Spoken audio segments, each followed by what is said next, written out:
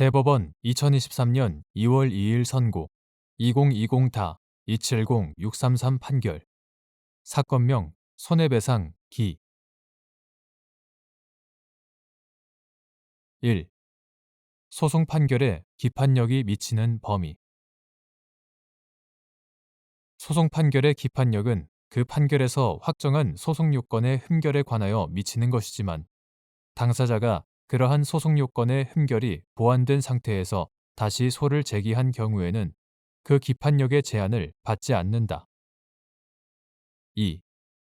국가 안전과 공공질서의 수호를 위한 대통령 긴급조치 긴급조치 제9호 국가안전과 공공질서의 수호를 위한 대통령 긴급조치 위반을 이유로 유죄 판결을 받아 복역한 갑이 국가를 상대로 긴급조치 제9호에 따라 체포, 구금되어 가혹행위를 당하는 등의 과정에서 입은 정신적 손해의 배상을 구하는 국가배상 청구의 소를 제기하였다가 갑이 구민주화 운동 관련자 명예회복 및 보상 등에 관한 법률에 따른 보상금 지급 결정에 동의함으로써 같은 법 제18조 제2항에 따라 재판상 화해가 성립된 것으로 보아야 한다는 이유로 각하 판결이 내려져 확정되었는데 그 후 헌법재판소가 위 조항의 민주화 운동과 관련하여 입은 피해 중 불법 행위로 인한 정신적 손해에 관한 부분은 국가 배상 청구권을 침해하여 헌법에 위반된다는 결정을 선고하자 갑이 다시 국가 배상 청구의 소를 제기한 사안에서 위 소가 각하 판결의 기판력에 저촉되어 부적법하다는 국가의 본안전 항변을 받아들이지 않은 원심 판단을 정당하다고 한 사례. 3. 국가 안전과 공공질서의 수호를 위한 대통령 긴급조치 긴급조치 제9호 국가안전과 공공질서의 수호를 위한 대통령 긴급조치의 발령, 적용, 집행으로 강제 수사를 받거나 유죄 판결을 선고받고 복역함으로써 개별 국민이 입은 손해에 대하여 국가 배상 책임이 인정되는지 여부. 적극 국가 안전과 공공질서의 수호를 위한 대통령 긴급조치 이하 긴급조치 제9호라 한다. 긴급조치 제9호는 위헌, 무효임이 명백하고 긴급조치 제9호 발령으로 인한 국민의 기본권 침해는 그에 따른 강제 수사와 공소 제기, 유죄 판결의 선고를 통하여 현실화되었다.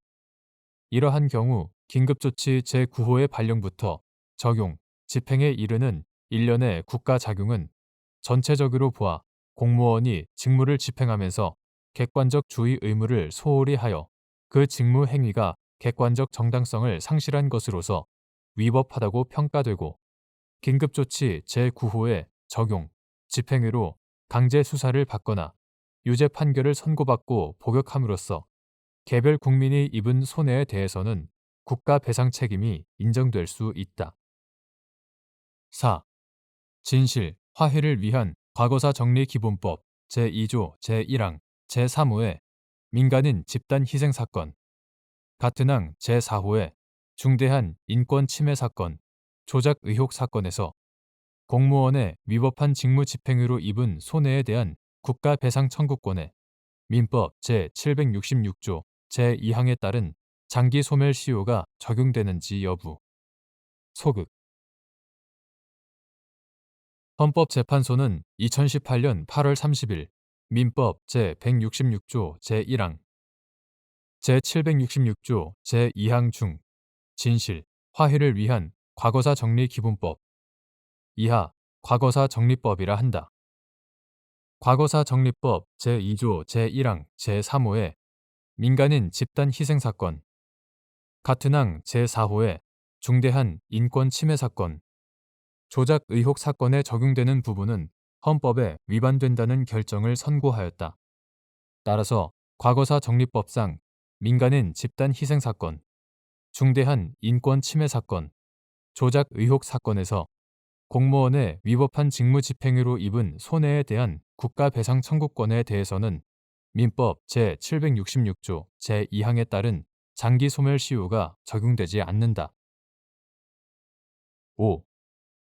국가 배상 청구권에 관한 3년의 단기 시효 기간은 민법 제766조 제1항에서 정한 손해 및 가해자를 안날에 더하여 민법 제166조 제1항에서 정한 권리를 행사할 수 있는 때가 도래하여야 시효가 진행하는지 여부.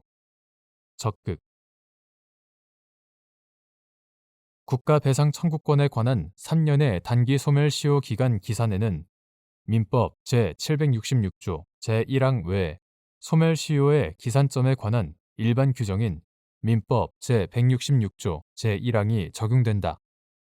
따라서 3년의 단기 소멸시효 기간은 그 손해 및 가해자를 안날에 더하여 그 권리를 행사할 수 있는 때가 도래하여야 비로소 시효가 진행한다.